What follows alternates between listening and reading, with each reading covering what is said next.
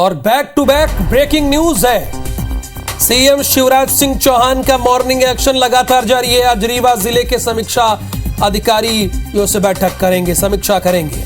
जिले के collector, SP समेत अधिकारियों से चर्चा होगी।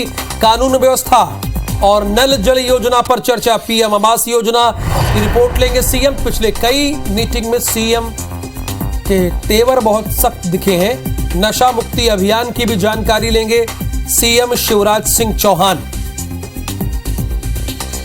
सीएम शिवराज का मॉर्निंग एक्शन लगातार जारी है। रीवा जिले की समीक्षा बैठक में जिले के कलेक्टर समेत अधिकारी मौजूद रहेंगे। और इस खबर पर विस्तार से बात करने के लिए हमारे सहयोगी विवेक हैं। विवेक, पूरी जानकारी दीजिएगी। मीटिंग कब से शुरू हो रही है बैठक और कौन कौन रहेगा बैठक में?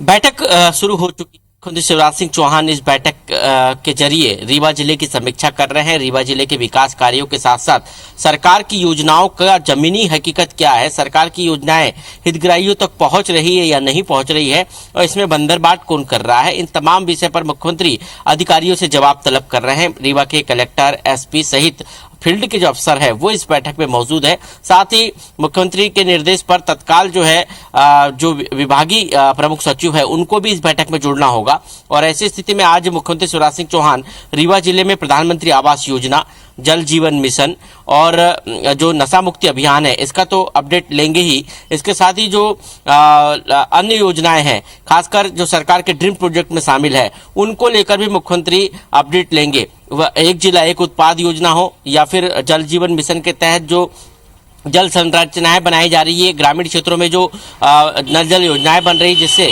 ग्रामीण क्षेत्रों में हर घर नल से पानी पहुंचना हो, उसको लेकर मुख्यमंत्री सबसे ज्यादा गंभीर है, क्योंकि ये सरकार का ड्रीम प्रोजेक्ट है। केंद्र सरकार ने इसको 2024 तक पूरे देश में पूरा करने का लक्ष्य रखा है और मध्य प्रदेश सरकार का ये लक्ष्य है कि अधिकतर मूलभूत सुविधाएं पहुंचे।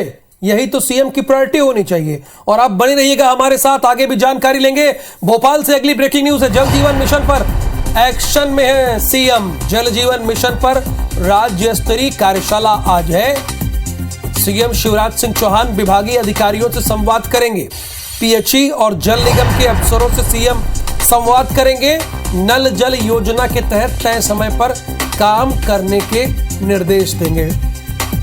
ये तो होना ही चाहिए। आपको जो टारगेट दिया जाए उस टारगेट को तो पूरा करना पड़ेगा, वरना लेट लतीफी है। और किसी ने कहा है कि देरी बिकट दलाली है। अगर देरी हो रही है तो ये भी समझिएगा।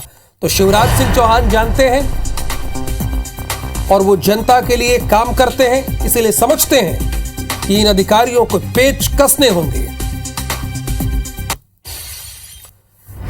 तो अगली खबर भी भोपाल से है। मिशन 2023 के लिए बीजेपी तैयार है। दिसंबर में फिर एमपी आ सकते हैं देश के प्रधानमंत्री मोदी। रीवा सीधी के बीच बनी जो टनल है उसके उद्घाटन की तैयारी है। मोहनिया टनल का उद्घाटन करेंगे देश के प्रधानमंत्री नरेंद्र मोदी। रीवा से सीधी के बीच बनी 6 लेन मोहनिया टनल। हाल ही में महाकाल लोक और कूनो भी आ चुके हैं देश के प्रधानमंत्री नरेंद्र मोदी। यानी अगर देखा जाए तो तकरीबन 2 महीने के भीतर ये तीसरा दौरा होगा देश के प्रधानमंत्री नरेंद्र मोदी का।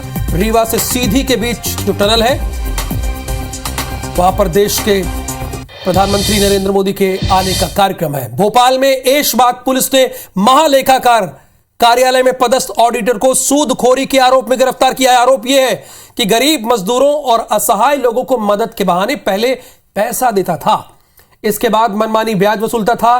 पैसा नहीं मिलने पर चेक बाउंस के आरोप में फंसाकर जेल भिजवाने और एनकाउंटर कराने की धमकी देता था। पुलिस ने उसके पास से कर्ज लेने वालों के 42 खाली भरे बैंक चेक और 20 रसीदी वाली टिकट, हस्ताक्षर किए हुए आधार कार्ड, फर्जी एग्रीमेंट के कागज, अलग अलग बैंकों के 9 ATM card, 5 mobile SIM, 10 bank passbook बरामद की है। उसने हाल ही में झुग्गी बस्ती में रहने वाले दीनदयाल विश्वकर्मा से 10,000 के बदले 2.5 लाख रुपए की मांग की। समझ रहे हैं आप? मतलब 10,000 रुपए के बदले 2.5 लाख रुपए की मांग की और नहीं देने पे कहता था कि हम आपका एनकाउंटर करा देंगे। 10,000 अगर 10,000 लिया और 2.5 लाख दो और नहीं दोगे तो एनकाउंटर करा देंगे। इसके बाद दीनदयाल ने थाने में कंप्लेन की, हिम्मत का काम किया दीनदयाल ने। आप इससे प्रेरणा लीजिए दीनदयाल से। हरकत में आई पुलिस ने आरोपी के खिलाफ मामला दर्ज किया और आरोपी कमल किशोर मीणा जो धमकी देता था कि मैं ये कर दूंगा, वो कर दूंगा, एनकाउंटर कर दूंगा और 2.5 लाख दो, उसे गिरफ्तार कर लिया है। शासकीय कर्मचारी जो कि लोन या फिर उधार देने का काम करता था, ऐसे कुछ फरियादी आए थे एसीपी जहांगीराबाद के पास कि अवैध रूप से संचालित हो रहा है और बहुत ही ज़्यादा ब्याज दरों पे जो है इनको इनके पास से पैसे वसूले जा रहे हैं। नहीं, आरोपी मुख्यतः यही है, ये खुद ही लोगों से संपर्क करता था फ़ोन के माध्यम से और व्हाट्सएप के माध्यम से, जिस पर उसे मैसेज करके और डराया करता था। और जिन लोगों से जुड़ा हुआ है लगभग 20 से 30 फरियादी हैं जिनको उसने ब्याज से पैसा दिया था, जिनके साथ ये वसूली कर रहा था। तो विवेक, ऐसी कहानी तो हम 70 के दशकों में जो फिल्म आती थी उसमें जो एक मुनीम होता था वो ऐसा होता था। ये ऑडिटर निकला, 10,000 दिए, 2.5 लाख ले रहा है।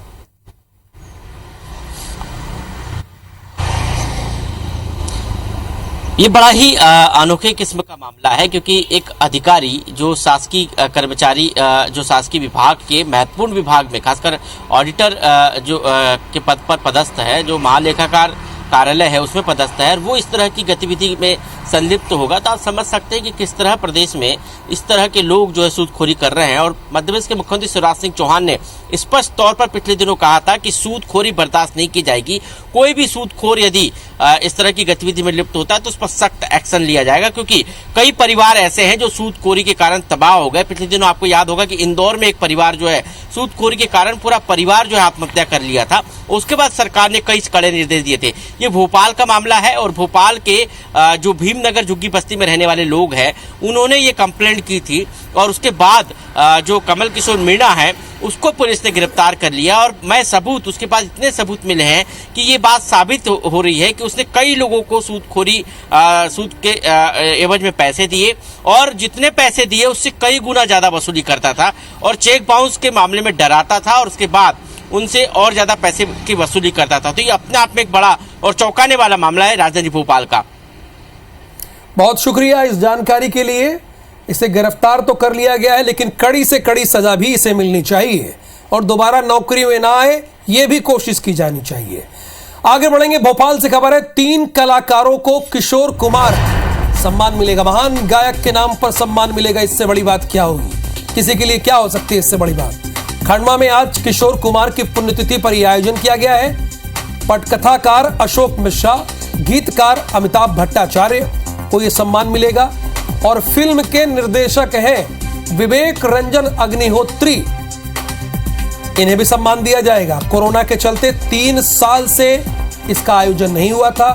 संस्कृति और पर्यटन मंत्री उषा ठाकुर यह सम्मान देंगी, और वीडियो कॉन्फ्रेंसिंग के जरिए मध्य प्रदेश के मुख्यमंत्री शिवराज सिंह चौहान भी जुड़ेंगे। किशोर कुमार की पुण्यतिथि पर यह भव्य आयोजन किया जाएगा। अशोक मिश्रा, गीतकार अमिताभ भट्टाचार्य के गाने आप सुनते होंगे, गुनगुनाते भी होंगे, और विवेक रंजन की फिल्म आपने हाल ही में देखी होगी। तो इन्हें आज किशोर कुमार के नाम पर पुरस्कार दिया जाएगा। इससे बड़ा सम्मान क्या होगा भला? तो ग्वालियर में 16 अक्टूबर को नए एयरपोर्ट का शिलान्यास कार्यक्रम होगा। इस कार्यक्रम की तैयारियों का जायजा लेने के लिए नागरिक उड्डयन मंत्री ज्योतिरादित्य सिंधिया ग्वालियर पहुंचे। ग्वालियर में सिंधिया एयरपोर्ट शिलान्यास कार्यक्रम की तैयारियों का जायजा लेंगे। मीडिया से बातचीत करते हुए केंद्रीय मंत्री ज्योतिरादित्य सिंधिया ने यह कहा है कि 16 अक्टूबर का दिन ग्वालियर के लिए ऐतिहासिक दिन होगा। कैसे, जरा समझिएगा कि ऐतिहासिक दिन क्या है, वो क्यों कह रहे हैं। ग्वालियर के लिए एक भव्य कार्यक्रम होगा। ग्वालियर को हम देश के साथ जोड़ रहे हैं। सिंधिया ने कहा कि हम लोग भविष्य के ग्वालियर की नींव रखने जा रहे हैं। बाकी कई योजनाएं हैं जो 16 अक्टूबर को जनता के सामने आएंगी, लेकिन यानी ये अगर जानना है और समझना है आपको तो 16 अक्टूबर का इंतजार करना होगा। ग्वालियर को हम लोग देश के साथ जोड़ रहे हैं और एक भविष्य का ग्वालियर की कल्पना जो प्रधानमंत्री जी की सोच है, अमित शाह जी की सोच है, नड्डा जी की सोच है, शिवराज सिंह जी की सोच है, उसके आधार पर मेरे मंत्रालय के द्वारा ये एक बहुत बड़ी सौगात ग्वालियर के लिए दी जा रही है। माननीय मंत्री जी कह रहे हैं कि ग्वालियर को देश के साथ जोड़ रहे हैं, क्या इसके पहले नहीं जुड़ा था? बहरहाल मंत्री जी ने कहा। आगे बढ़ेंगे हवाला के लिए। जबलपुर से मुंबई जा रहे एक आरोपी के पास से स्टेशनगंज थाना पुलिस ने 50 लाख रुपए बरामद किए हैं। नरसिंहपुर एसपी ने बताया कि आरोपी मनोज चौधरी रकम को लेकर कोई लीगल दस्तावेज पेश नहीं कर पाएगा। पूछा गया ये बताओ कि ये 50,000 रुपए तुम्हारे पास कहां से आए? 50 लाख, माफ कीजिएगा, हमारे कैमरा पर्सन कह रहे हैं कि 50 लाख है, तो 50 लाख कहां से आए? तो बता ही नहीं पाया, वो बता ही नहीं पाया कि उसके पास आए कहां से। पूछताछ में पता चला कि आरोपी जबलपुर के पंजू उर्फ कमलेश शाह के कहने पर मुंबई में पैसे की डिलीवरी देने जा रहा था। पैसे की डिलीवरी देने जा रहा था, लेकिन उसे पता नहीं है कि इसमें है क्या और कितने पैसे हैं। 50,000 है या 50 लाख है? दरअसल थे 50 लाख।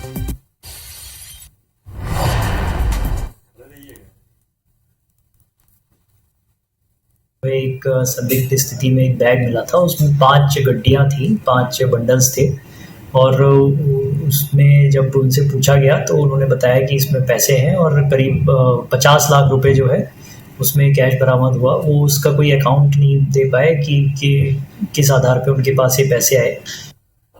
रायपुर से इस बीच एक बड़ी ब्रेकिंग न्यूज है। मुंबई से रायपुर आने वाली फ्लाइट डाइवर्ट हो गई है। नागपुर एयरपोर्ट डाइवर्ट की गई ये फ्लाइट। रायपुर में चूंकि लो विजिबिलिटी है, इस वजह से अब जब दिखेगा नहीं, स्वाभाविक है पायलट को तो डाइवर्ट तो होगा। स्टार, क्या यही वजह है कि लो विजिबिलिटी की वजह से डाइवर्ट किया गया है?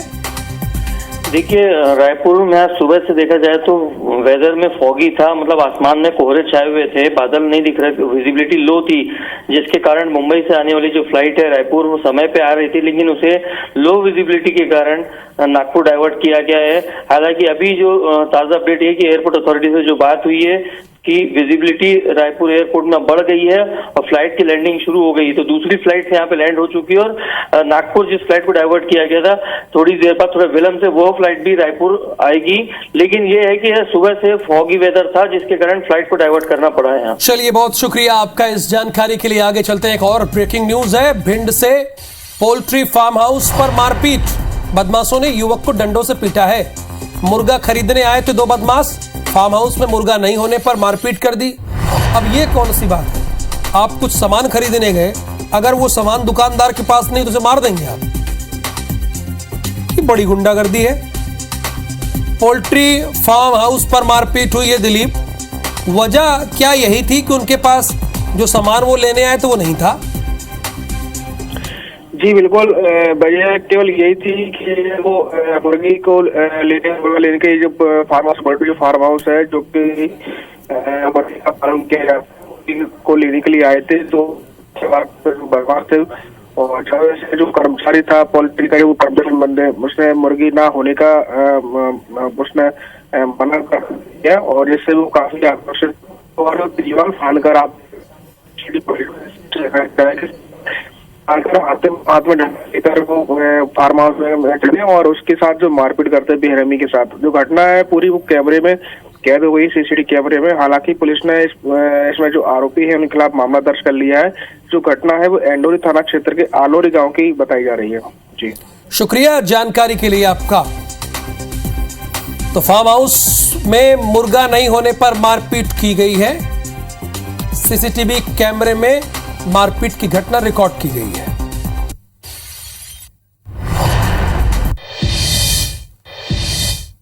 और इस खबर के साथ ही इस बुलेटिन में फिलहाल के लिए इतना ही। आगे देखिए सितारे हमारे।